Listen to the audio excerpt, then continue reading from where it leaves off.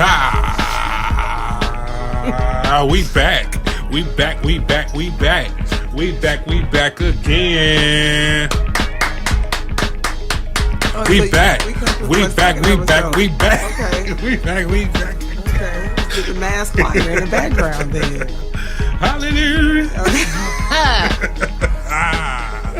We back. Okay. All right. What up, podcast land? It's your boy Bren'Tel with the co-host today, Stephanie Celie X. How are you? I'm good. Good? Okay. Yeah.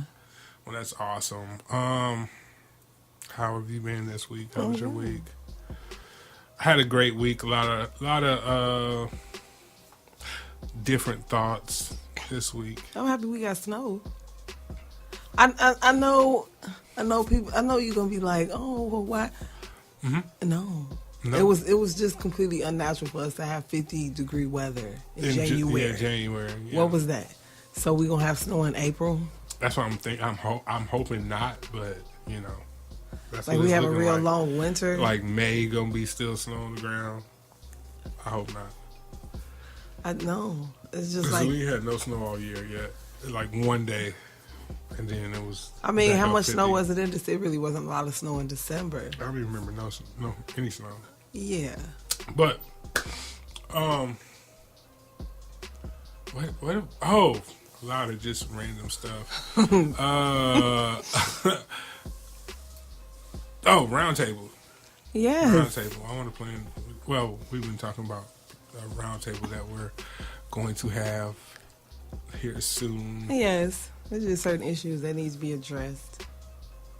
That's all. Just clearing the air on certain things.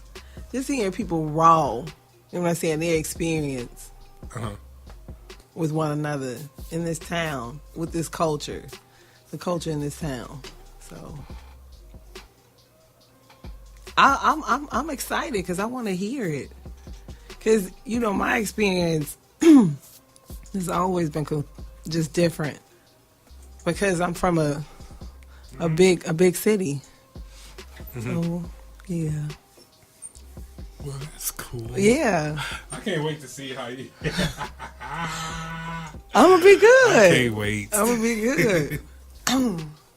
I'm learning. I'm learning not to just do fangs and bark. So I'll come at you. We have had conversations about that. I'll come at you. Mm-hmm.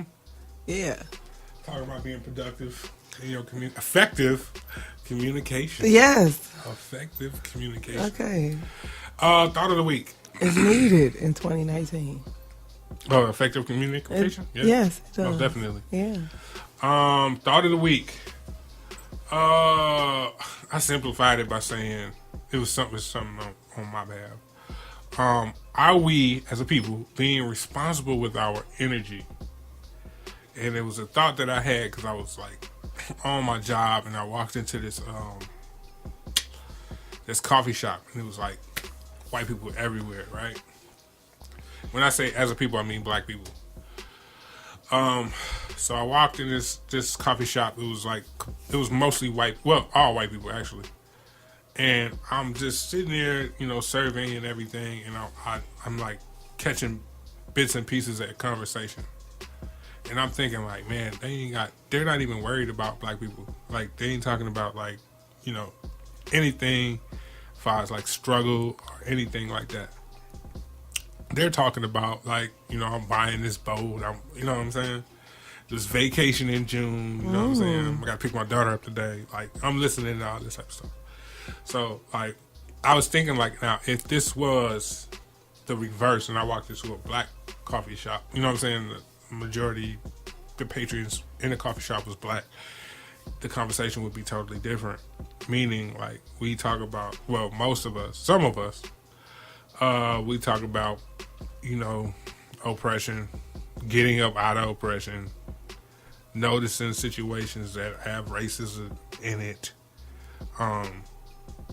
And like the deeper part of that, I was like, man, no matter what is in conversation, like white supremacy and, you know, racism is always going to be the shadow to our conversations. like no matter what. Yeah. So I was thinking, like, man, like for us, that's always gonna be there. How your thoughts become things, right? And you devote a lot of your energy on something. That's a you know what I'm saying? You are expending energy on that specific racism or white supremacy. It's like, damn, how much bandwidth do we have? Like the RAM space, you know what I'm saying? Like a computer, you can do so many things at a time. There's a limit, right? There's so many things at the same time, but there's a limit to what you can do, right? This is always going to be a lane that's, you know what I'm saying, that's going to be filled in what we're trying to do. You know what I'm saying? And it was just like, damn, I know, basically, it must be, I wonder what it's like to wake up and not have to think about anything like that. There's so much that we have to do every day at our jobs, everything. We even to reach a certain level of achievement in your career, you have to, it's always been the saying, you have to work twice as hard to be half as good. To get half as much. Yeah. And it's like historically, like intelligence has always been connected to whiteness. Like, you know, whenever you see young black kids and they have a really good education and they talk a certain way, oh, you talk white. Like that shit is... That's real. Yeah. That's real. That's a real issue. Yeah. It's just like, wow. Like everything is equated to whiteness. You know what I'm saying? We have to police ourselves every day. So it can be difficult. It can be difficult where, you know, when you reach a certain level of success in your life, or you work at a Fortune 500 company and you're a black woman or you're a black man, it's just like nobody really never takes you serious. And not even that. Like, even you could be the boss or whatever, right? But there's obstacles. But I take that as perseverance, right? Because there's obstacles that if you black or a minority, period, there's obstacles that you had to go through that, you know, white people just not gonna have to go through. Never. That makes you better. You know what I'm saying? You're more equipped for the job when you get there because you can identify with certain things that there's more you can identify with than they can. And that's just something that I took it. But like still the fact that there is extra obstacles is crazy. So but going it like, are we spending our energy wisely having to deal with that? You know what I'm saying? Like it doesn't even actually that's not even a question because like no matter what, we're not gonna be able to get away from it. We just not. You know what I'm saying? Only because we don't have an economic infrastructure. We don't. To ever get away from it. We don't. We don't. Everything that we do, the things that we buy, the places that we shop to eat, the stuff that we shop for is all owned and operated. I don't know. That's just one of my thoughts I wanted to because they're concerned about wealth. Their concern is wealth and generating it. In a nutshell, it is. It's just that throughout the years, the morals have decreased because it's just been so much that has been thrown at us. And take 1970 versus now. How the black family structure was versus it is now. Now, from 1970 to 2019, look how many things have happened to destroy our community. Right. To break, you get what I'm saying? So it's just like, again, that goes back to obstacles. So. But yeah, it does. Right. I mean, there's no way you can go. I've been thinking about it how tough, and like there's like no matter what, you come in right back to that. So it is. Album of the week. What did I say? Miguel WildHeart. Yes, Miguel WildHeart. What you think? What you like about the album? He just takes you on a journey. Okay. Takes you on a journey. It's a real sensual album. I think, in my opinion, he is the prince of our time. I do. I do. Just look at his albums from the first one, Kaleidoscope, up until this new one. I think it's called Pineapple Skies, if I'm not mistaken. The one he just released last year. Now, is he a writer? Do he write this? Is he? Yes. Oh, okay. Yeah, and the Grammys played him. Mm-hmm. The Grammys played him. Like he's wrote a lot of songs for a lot of artists. Oh, okay. Ariana Grande, Taylor Swift. Yeah. Okay. Cool. Oh, he's real deal. Okay. Yeah. All right, I'll take your word for it. Yeah. Mine is I had to go back. Like I didn't appreciate it at the time. Well, I did, but I didn't. In 2019, I appreciate it even more. A Tribe Called Quest. We got it from here. Thank you for your service. Yeah. Sonically, that album is still crazy. It is. And Q-Tip's a genius. And He always been a genius. Like the way he talk. It's them New York niggas. Damn. Yeah, it's social commentary on it that you're just not gonna. Well, you will get it, but just the way the artists of that era said shit. Mm-hmm. It's just it's on good. point. Yeah, it's always good. Yeah, they still make music for the people though. It's not all like glitz and glam. Mm-hmm. Yeah, skinny jeans, colored hair. It's social commentary, man. It's people they writing what people are going through and living it every day. But it's just like now they so, with all this new era rap. Mm-hmm. My cousin had a really good point of like the distinction of time, like back in that time when they was coming out and the music around that time. Yeah, you had some stupid shit, but mostly it was something of substance, right? And the substance was in the forefront. Whether it be social commentary with gangster rap, a Tribe Called Quest, or who else was popping back then? Wu-Tang. Yeah, the Wu-Tang came in. De La Soul, all of that those groups or artists. Mostly at that time, it was an analog sound. Mm-hmm. So meaning like it wasn't computers, right? They was plugging these fucking drum machines and these keyboards and guitars and doing and making sound organically, kind of. It's more organic than now. So having an analog sound to me meant it was only going to pull that substance out of you. Whereas like now everything's digital, it's hit or miss. It's hit or miss. So you're allowed to have some bullshit because it only takes 10 minutes to make this beat. You know what I'm saying? And slap it and master it, whereas like everything it took them else, weeks. Yeah. Months to achieve one beat for one song. So it's integrity in that, so most definitely it is. They can say they created a sound. Mm-hmm. So I give them props for that. Me too. Good times, man. Good times. The 90s. Yeah. God damn it. What's going on in the world of bigotry, everybody? Let's see. We'll go with the first one first. Next time you do that, you should put on like that Law and Order music. Let me go Google. Let me write that down. That's funny.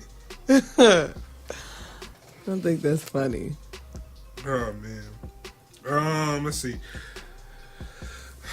Today, it's so much. An evangelical Christian group upset that LGBTQ people are mentioned in anti-lynching bill. This, the Liberty Council, Matt Staver. Oh, the council's Matt Staver said he's worried that that this means queer Americans could be granted more rights under federal law. I'd love to hear your conversation on this. After more than a century of inaction from Congress, the Senate unanimously approved legislation in December that would make lynching a federal hate crime. But some conservative evangelical Christians activists are upset for the Justice for Victims of Lynching Act contains the language that specifically protects on the basis of sexual orientation or gender identity. Matt Staver, the founder of this conservative litigation group, Liberty Counsel, told the Christian news site One News Now that his team is talking to the House of Politicians to ensure that the act is stripped of the inclusive language. The old saying is, once that the camel gets the nose in the tent, you can't stop him from coming the rest of the way in. Well. While emphasizing that he's generally in favor of banning lynching, Staver claimed the bill is being used to further oppose federal legislation that would explicitly protect queer Americans from discrimination at work and in other contexts. I don't really need to go on. You shouldn't. You shouldn't have to. Just said a lot. It said a lot in there. Wow. I'm going to gather my thoughts for a second. How do you feel about it?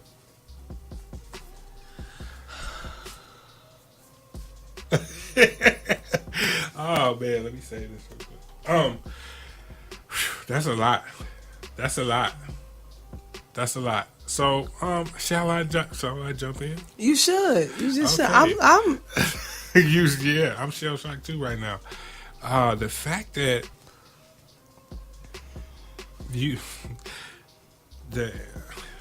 my God, this is fucked up on so many levels because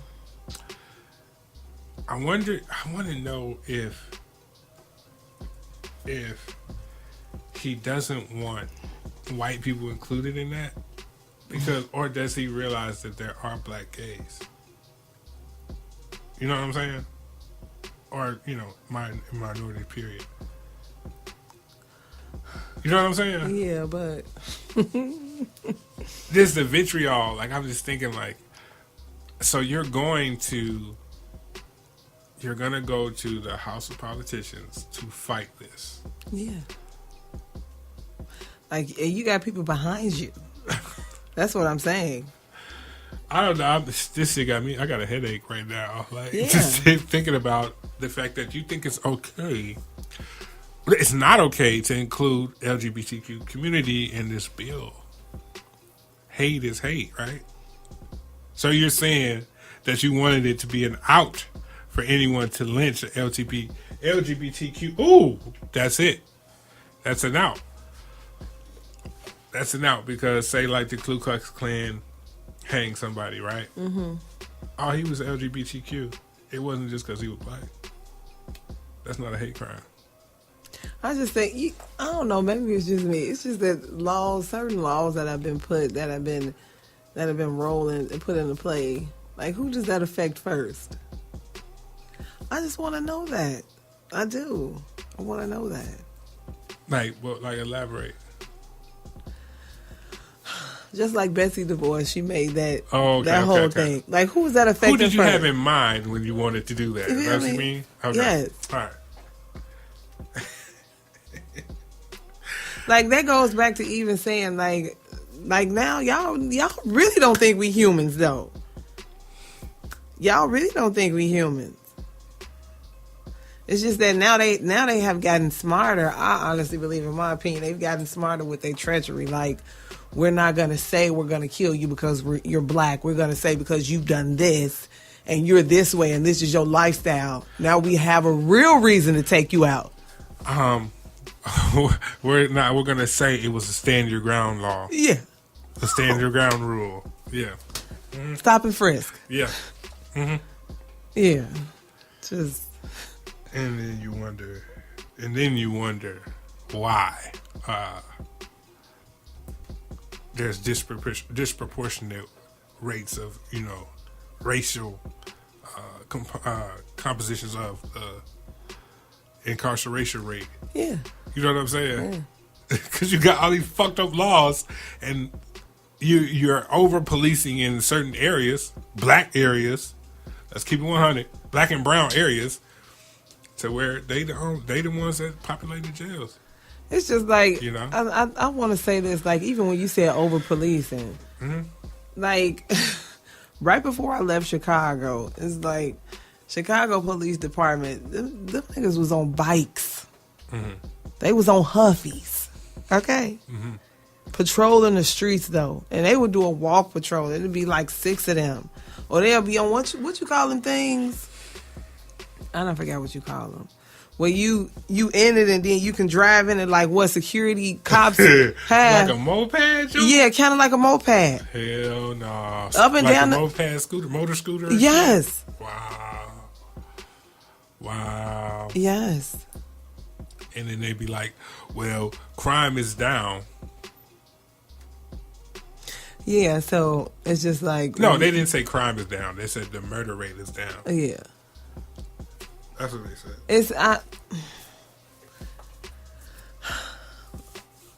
They put laws in place to affect African Americans first. I don't care what nobody say.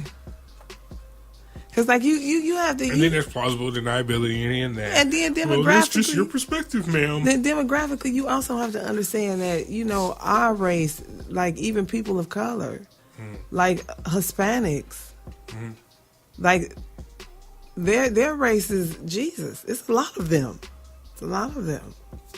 It's a lot of them. It's a lot of us. So those laws that they make, that affects us and them. That affects people of color all around the board. Oh, we're not going to kill him because he Muslim. We're going to kill him because he's transgender.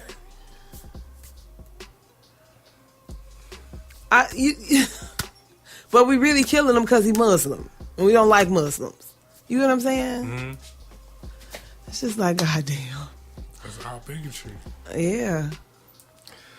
Us and them. Shit, if you ain't one of us, you one of them.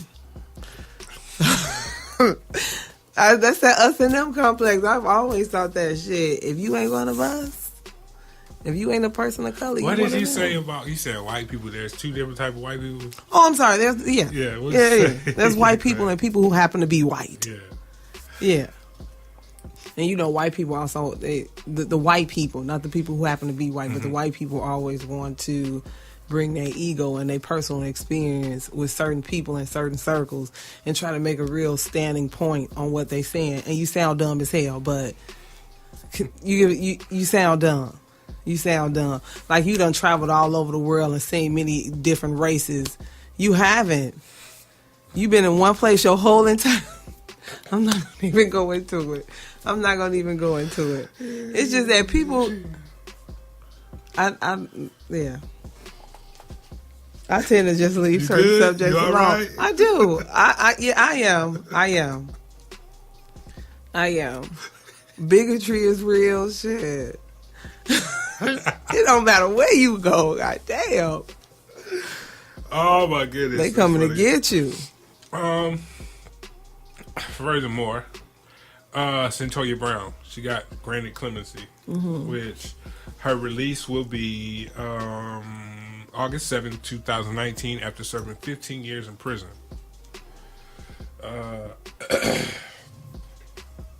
Her parole supervision will continue until August 7th, 2029. Meaning, that's when her sentence expires, right? So, let's see. There's a lot of stipulations. I'm happy that she got her clemency, but there's a lot of stipulations too. Which do I have it in here?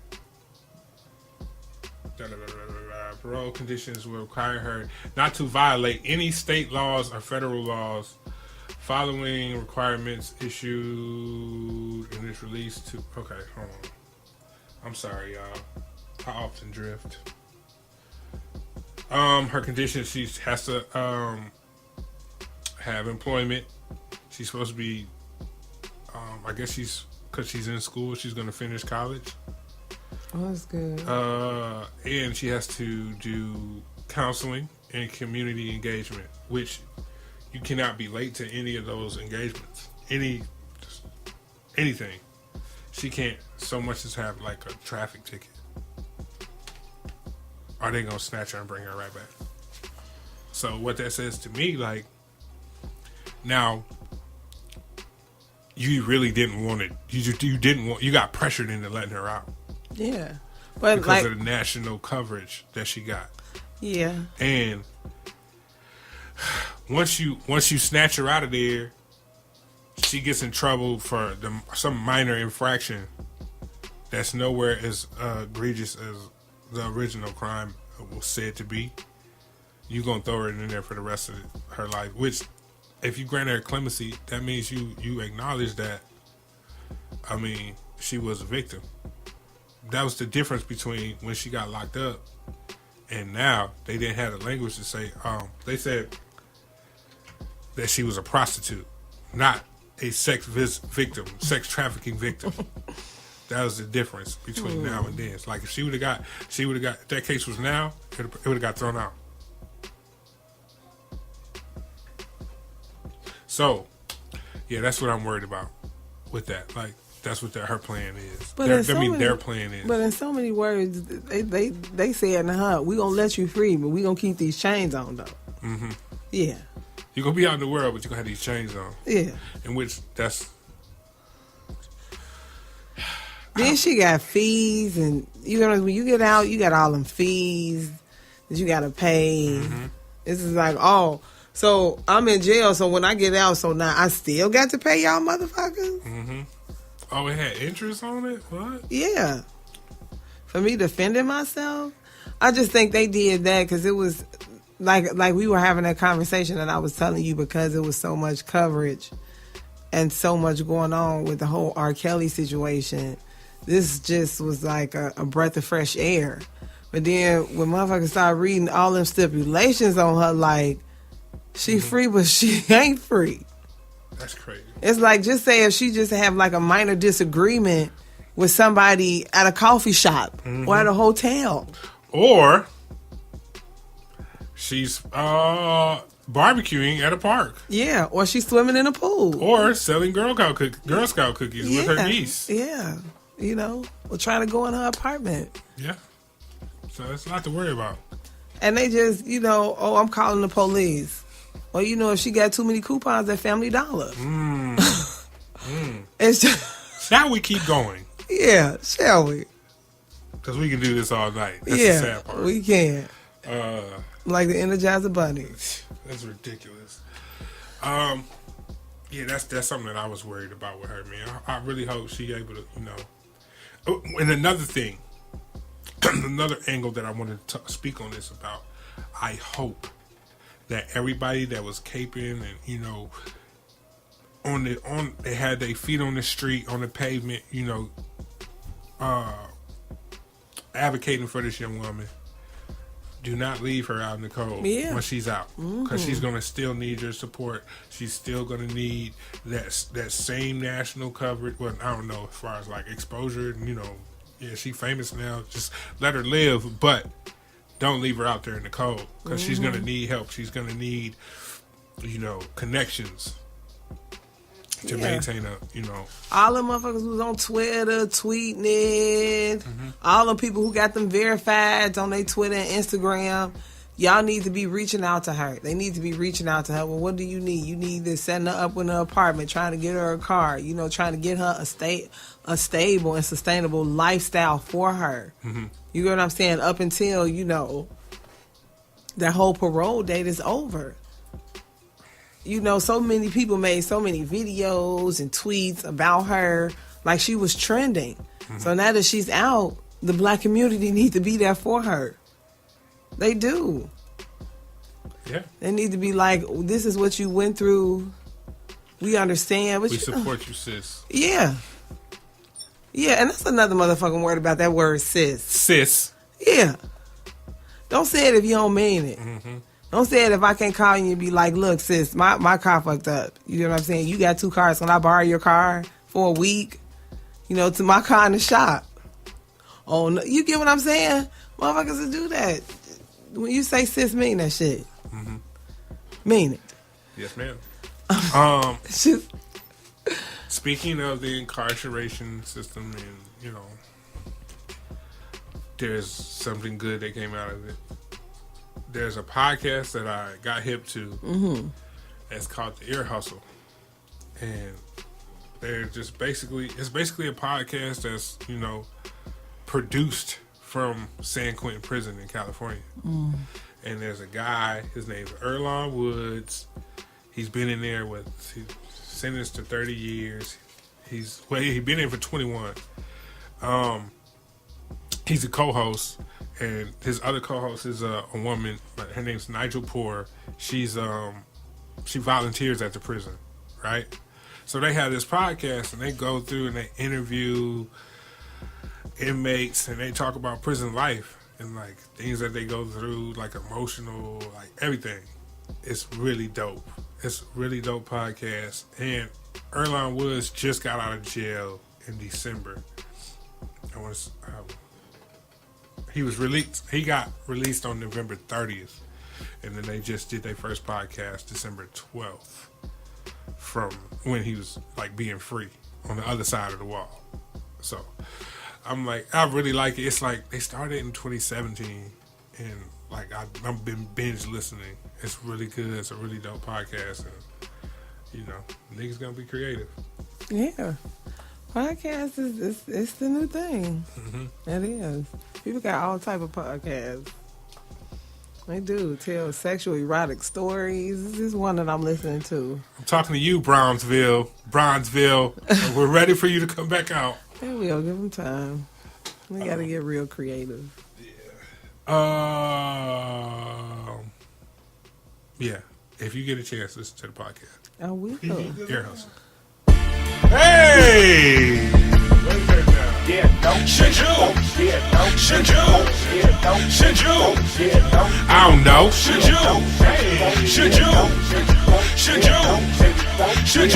I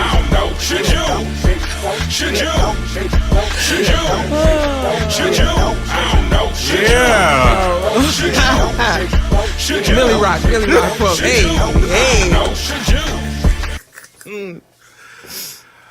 All right, you guys know what that means, right? He get mad out when he hear that. Should you questions? Hey, you see how I came back? Look at you. Hey, you see me? We out here getting it together. Look, I hope this gets saved today. You put a lot of work in this episode. Hey. Oh man, I only got that one. Okay. So the first should you question is, should you engage conversation with ignorant people on social media? Well, this comes from a situation that I had this week. Yeah, just this week. Okay. Because I'm learning. Mm-hmm. I'm learning myself that it's just there's gonna be people out here who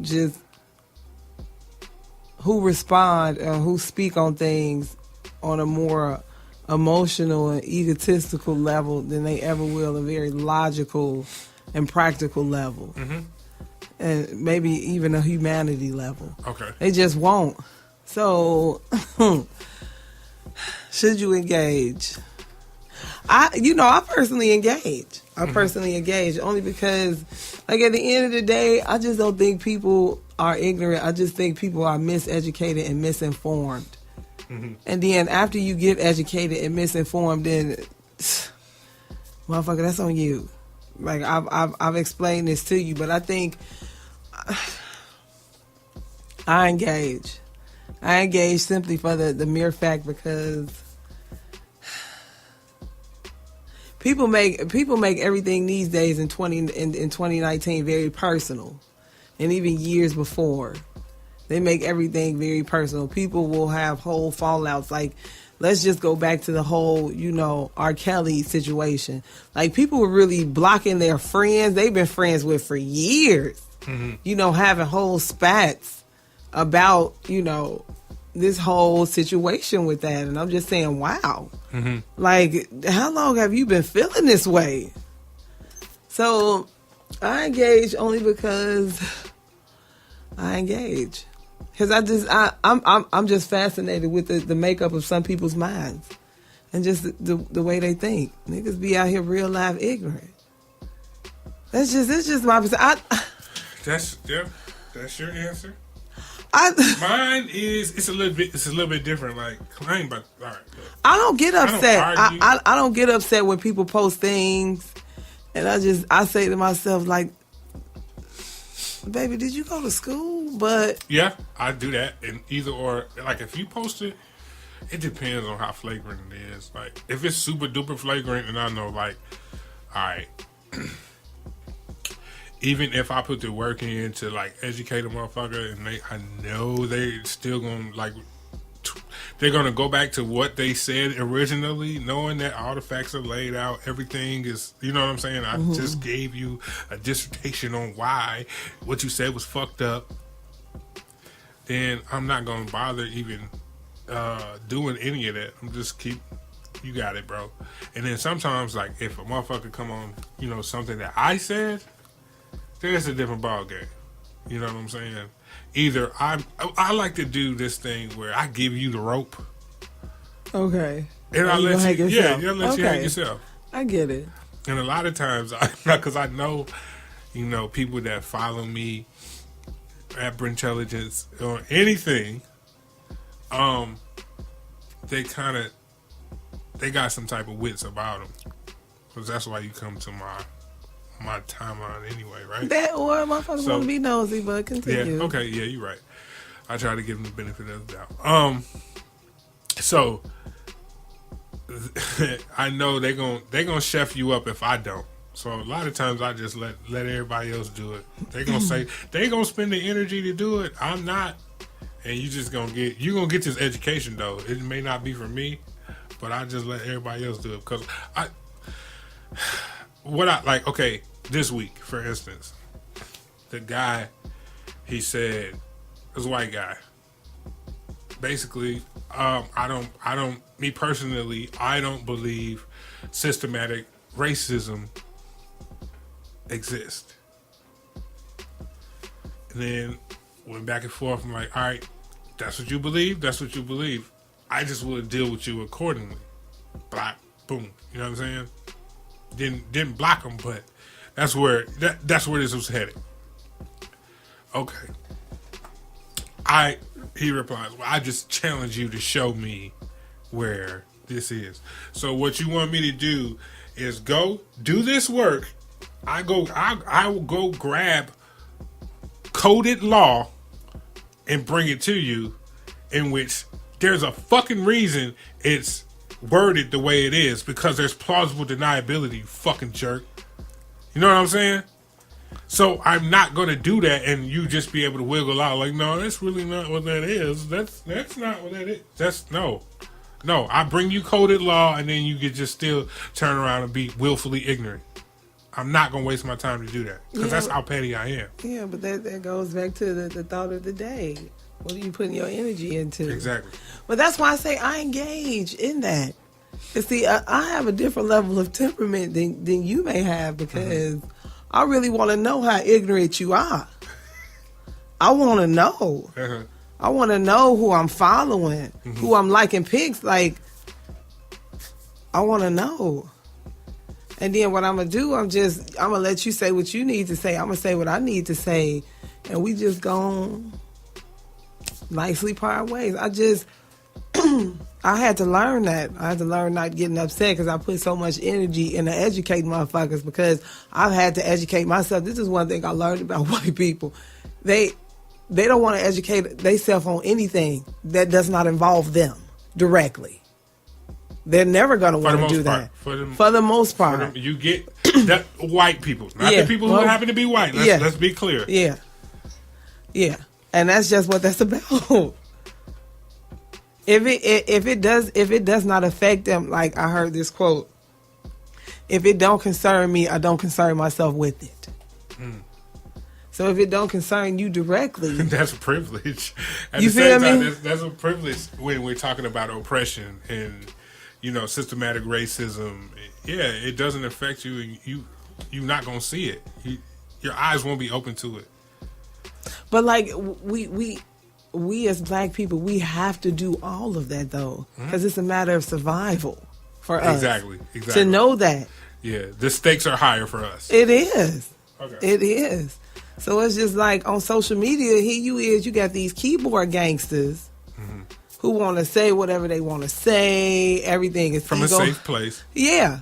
And then they take stuff personal. But this is a free app on my phone, yo. Nigga, I don't know you in real life. I don't. But if you feeling somewhere about it, I give you my address, nigga. Because I'm about it, though. That's just, you know how I am. So stop acting like you don't. Stop acting surprised. Oh, she has arrived. Stephanie PVX in the building. But that is a free app on my phone. That's valid. That's a bar because let's not get it out. Let's not take things out of perspective. You know what I'm saying? You feel me? It's a free app on your phone. Twitter is Instagram. You feel me? Some people, the life. Is that because I had a thought like a lot of people with their activism and pro-blackness. Outrage. They treat real life like how the Twitter streets are ran, with no humanity. You know what I'm saying? No forgiveness, no allowance to let somebody grow from point A to point B. You know what I'm saying? Yeah. In real life, that's how they try to behave. Like, that shit don't work. Why? Because you're not going to hold people in your life accountable to the level that you hold in this celebrity. Yeah. Because you don't fucking know them and there's no humanity. You don't see them as a human being. You see them as an entity or an item. And like at the end of the day, them motherfuckers don't owe you shit though. They don't owe you a motherfucking thing. They're there to entertain you. That's what they're there to do. But here it is, you got motherfuckers who you know every day. People who you went to school with, you ain't holding them niggas accountable at all. But here you want to get behind the keyboard. I'm talking about going fast, nigga. Like Molly was when she was off that shit on Insecure. I can't control myself. Yo, please.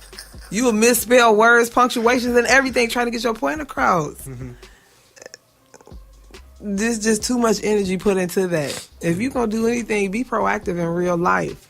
Start some shit. Get some people together. Get a small group together. Flower that, water that, and watch that grow. Right.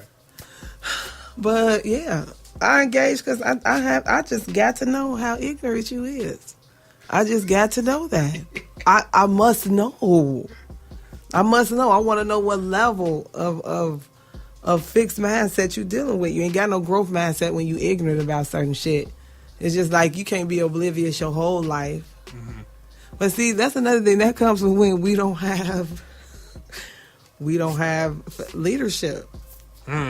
We don't have that. We don't. It is motherfuckers just lean into their own understanding, or like I always say, people don't formulate their own thoughts.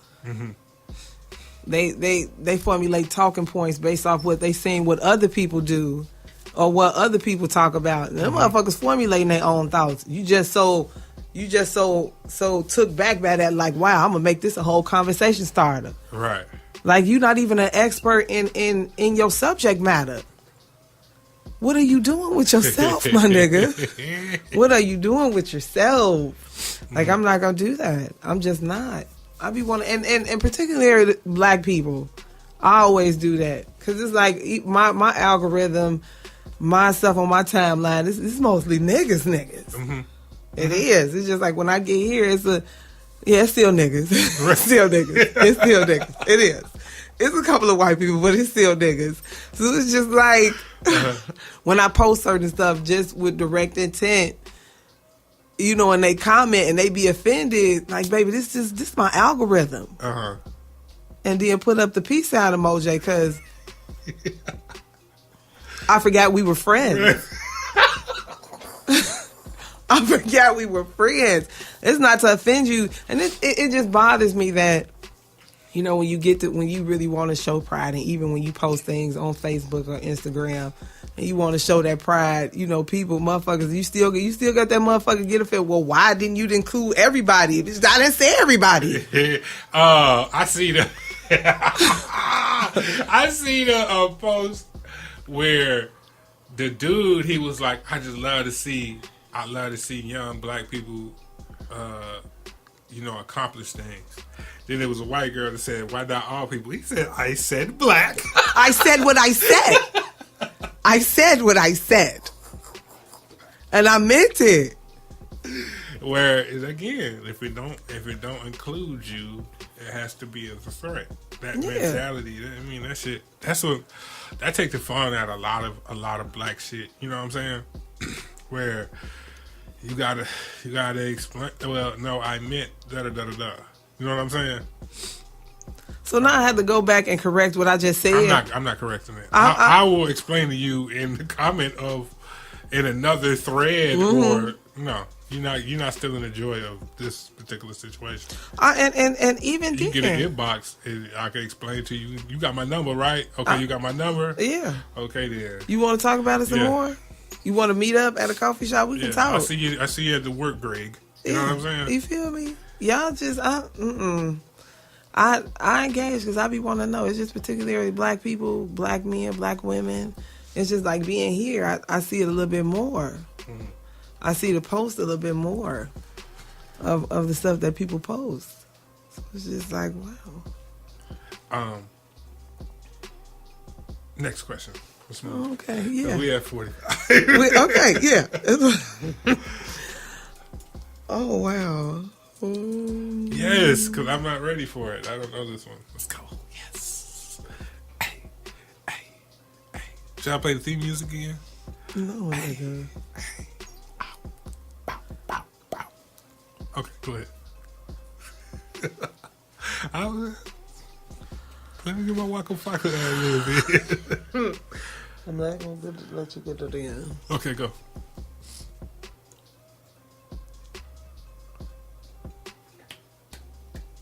Should you? Okay.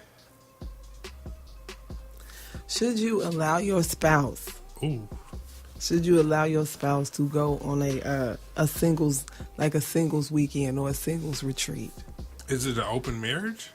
No. Are you going with him? No. What the fuck? Yeah. But why would you want to go? Is it a business trip? No. But people do that. I have a friend, and I base that off of what she was saying, because I told you I'm in this. Okay. So this is the backstory. That it's this closed group I'm in called What Queens Want. Okay.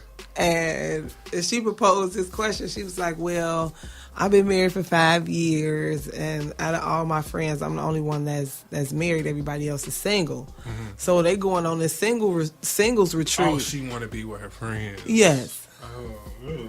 So she said it took her a couple. You know, she waited up until like the week, maybe like 2 weeks before, you know, the actual vacation to tell him. See, that looked crazy. That looks crazy. So that looks crazy. So now it's like you've been planning this. Yeah. It looks crazy. You've been buying clothes for this too. Exactly. You've been hiding them clothes, but so that's who else the meeting point. You there since you telling me at the last, you know what I mean? Yeah. So she was like, "Well, what should I do?" And you know, I was even if he's not insecure, he's still going to feel some type of way about that. I mean, would you? That's a red flag, fam. Like to me, I'm looking at it like, well, if we married, we supposed to be able to communicate about everything. You can explain this to me, and then maybe it'll grow on me. Give me the opportunity to let that go. Let us go through that process. And I said, and I said this to say, and what I commented is that, you know, my grandmother always stressed and told us a married woman and a single woman ain't got nothing in common. They ain't. They don't. You married, baby. You have a different level of commitment to your husband. to your children, right, to your life. Right. So a single woman ain't got no real commitments because she's single. So here it is. This your best friend. Mm-hmm. This your bestie. Well, she going to the club every other weekend.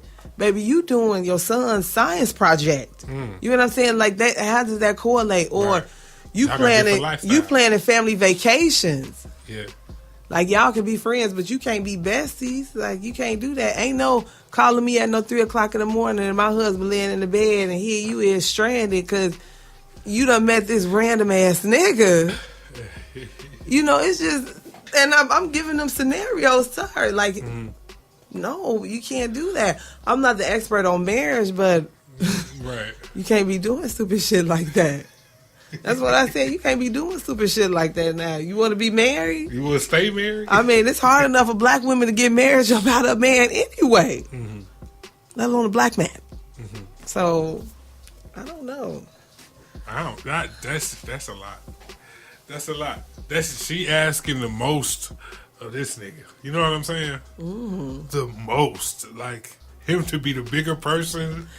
Everything, you know. And this is my whole thing. And I asked her, well, that's 10 years of growth in one decision. Yeah, this my whole thing. Like, how do your husband feel about your single friends? Do they respect y'all marriage? Yeah. That's a lot. I mean, I try not to be like the jealous guy. You know what I'm saying? When I'm in a relationship, but. Well. That's a lot. You asking a lot. Shit. Because it ain't even a matter of now. It's 2 weeks. Like, if he felt some type of way, like, yeah, you can go, but let's go together. Because it's 2 weeks. Or he tell you, yeah, up. You can go, but this is the last trip you going on with them. You know, I'm going to let you go. You've planned this. You've done this. I'm going to let you have. Behind my back. Yeah. Your good time. I'm going to let you. Oh, yeah. You one of the ones that's going to remind you, you did it behind my back. Just know this is the last one you going on now. No. Yeah. You ain't doing nothing. Yeah. But, like, it simply explains, like, this is the last one you going on. When you come back, we need to have a serious talk about, you know, the status of your friendship with your single friends versus you being married. That's fair. So it's just like, I just feel there's no reason for you to just go all crazy and make it bigger than what it is. Like, ain't you trying to effectively communicate with your spouse? That's just going to cause that. Now, case in point, the scenario A. If you just blow up and make it all crazy and she go, now you done left her. Now y'all mad at one another. Yeah. So now she gonna go to this singles little and thing. Now you in your head, your imagination is gonna be wondering because she's mad. Yeah. And you're mad. Yeah. Well, you could have just effectively communicated and say, "This is the last trip that you gonna go on with them. When you come back, we gonna have a conversation. We gonna really have a conversation concerning you and your friends." I'm gonna let you go with your friends now. Go with your little friends now. Yeah. But like even then, just say, I'm gonna let you go, but we gonna talk when I come back. When you come back, I just think that's better. Cause now I'm enjoy myself, and now I get to come back and tell you I ain't never doing that again. Cause the shit that they was doing, I'm like, I want to go home to my husband. This is what y'all do in 2019, nigga. Damn. I can't hang. I didn't come here for this. I wanted to lay on the couch and watch Game of Thrones in my Snuggie. Y'all is out here naked, drinking and fornicating and shit. You feel me? That's just how it is. But I don't know. Oh, God. What yeah. You got any more questions? No. Okay. I got one. This is the third segment. What is love to you?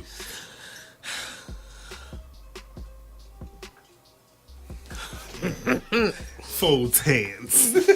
Folds hands. This nigga inserts folds hands. Fucking man.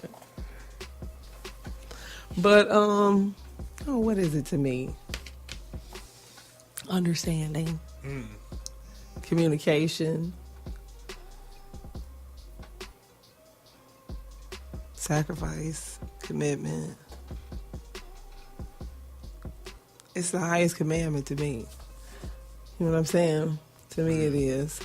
It's just love will bring you in there. It's a multitude. It covers a multitude of faults. It's unconditional when it's real. Mm-hmm. And then, but this be the complex thing with me when people really. I think people have different variations of love based off, how you were brought up as a child. Mm-hmm. I just think that's how your love life gonna reflect when you become an adult and you get in relationships with people. That's just me. If you ain't taught self-love, you gotta have that, because you gonna be chasing other motherfuckers who don't love you either.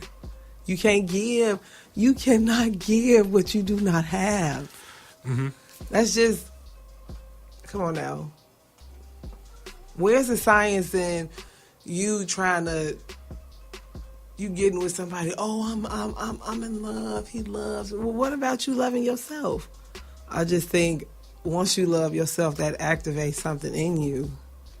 That activates your feminine energy. That activates just so many other things inside of you. Mm-hmm. And people want to share that because they're drawn to that. So I don't know. I mean, you answered the question. I just find it curious when other people, because a lot of people was brought up on survival. They don't know what love is. If you don't say that shit, elaborate.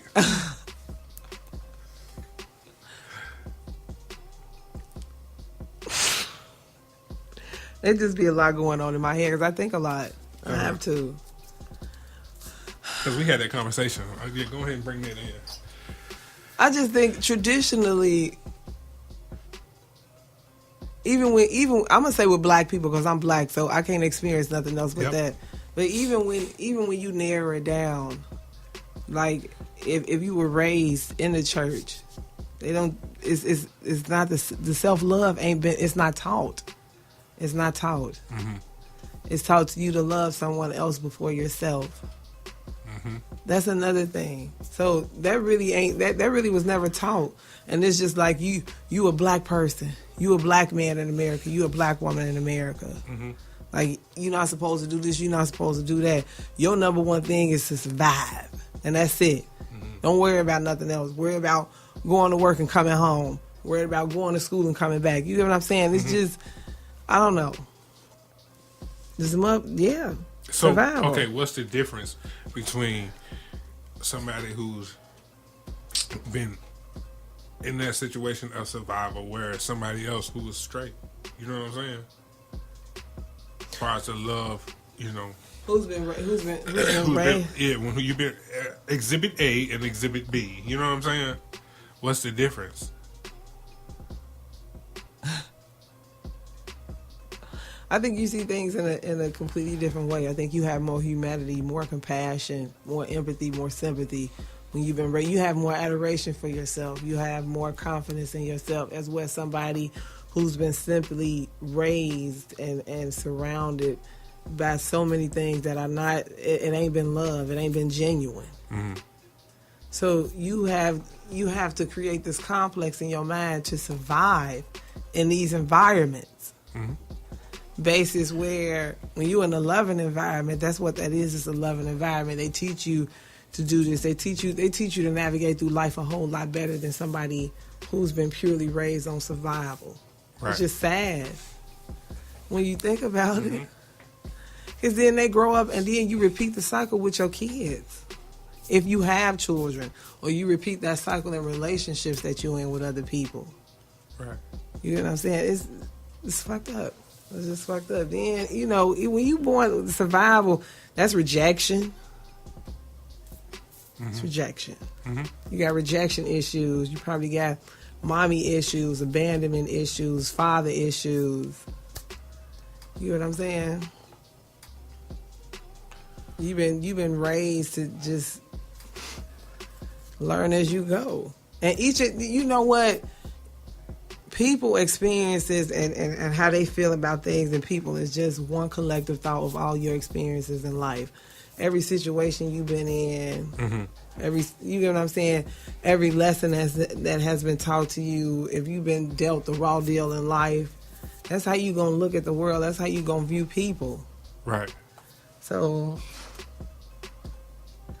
I love myself. I do. Because this is another thing that I've learned is that valuing yourself is also loving yourself too. You have to see value in who you are. You have to see value in your people. People don't have that. They don't. Motherfuckers don't see no value. You see, when people be like, "Oh yeah, I love myself," do you? Do you really love know yourself? What that means? Because if you loved yourself, you would never hurt another person. You wouldn't. Your main purpose in life was to help people, and if you can't help them, you don't harm them. But people don't think that way though, so I don't know. I know what I do. I know what I'm willing to do. I know love is a very powerful thing. It is. It'll change minds. It will. It'll change your motherfucking mind. You'll go in there like a bulldog, come out like a little teddy bear. Like, is this what it feels like? Apple pies, my nigga?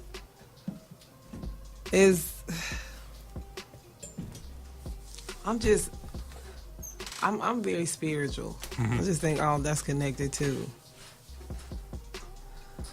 That's speaking. Yeah. So Do you have anything else? No. What is love to you? I would love to hear your thoughts. Love to hear your thoughts. Love to hear your thoughts, sir. Oh man, it's I think love for men are different, especially yeah, black it's definitely men. different. Kind of the same, but for me, speaking specifically for me, it's definitely patience, understanding, Yeah. compassion. Those are like the big three things that like I equate with what I need to work on with myself and loving myself. And because like that's the three things I have to pour into other people when it comes to a relationship. But I can't, or loving, I should say, not a relationship, but loving. And you can't pour what you don't have, right? And you know, You can't patience. If you ain't got patience with yourself, then you're not gonna have patience with other people. You know, and love is patience though, because you be like, universe, I just need this patience. Every fucking thing gonna make you mad. So, yeah, those things definitely it's definitely unconditional, and it's real love is under covenant, not convenience. So, I like what you did there. I like that. That was kind of deep. Look at you learning this shit. I'm happy. I'm Bren'Tel, proud of you. You know what I've learned, and it's crazy because you can learn from people. Because I'm an emotional individual. I think I'm overly emotional, but I'm a black woman, and most of us are. But I never operated on thinking logically until I became your friend. Until me and Bren'Tel was like, no, Stephanie. Like, so that's how it sounds? Yeah, he showed me. He brought a lot of clarity into thinking logically about a lot of things, even with myself, the way I handle myself in friendships with other people. Because this is my thing. When I say you my friend and I love you, I mean that shit. I mean that shit. So like, what if you double cross me or you do some extra snake ass shit, you don't exist. I want to beat your ass, but I'm working.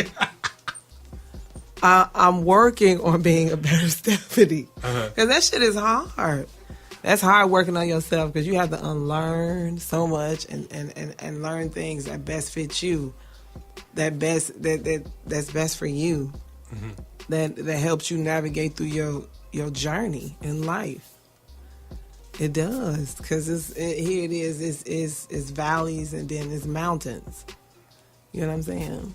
It's highs and it's lows. Mm-hmm. And them lows, that shit gonna teach you. The lows gonna show you who you really are. Yeah. And then you get self-actualization. You begin to learn a lot more about yourself. You recognize your own red flags within yourself. Like, this is a trigger for me. This is what bothers me. And then you can effectively communicate when you get in relationships. When you get in a relationship with somebody, well, this is how I am, and this is what I'm currently working on with me. Mm-hmm. Like, I don't have patience. I don't. So I'm gonna need you to really understand that I ain't got no patience. Mm-hmm. And it may be some things that you say, and I'm a snap. But I'm working on that. I'm really working on that. And sometimes you have to work on things a little bit more long, a little bit more harder than others. You know, like even when people tell you, oh, well, you will get over it. Like, you're not going to tell me how long it take me to get over something. Right. You may get over something. That's a reaction to your action. You can't tell me how to react. You're not going to tell me to do that. But, you know, it is what it is. We just have to do a little bit more self-care. Mm-hmm. And self-love is a journey, not a destination. We're ending it on that. It is. Until next episode. Actually, y'all. Oh, I'm sorry. I got to do the rundown. 5-star reviews. I need to check my Stitcher. For sure. We got to check the Stitcher account. Okay. Because I know there's got to be some reviews in there. It's been a while. Email us, man. I want to do like some Ask Non-Quitters. You know what I'm saying? I want to ask Stephanie or ask me anything. Email us at ican'taffordtoquit@gmail.com. Please. Do that. Thank you. Until so much. Next episode. Hey. Podcast every day. Yeah.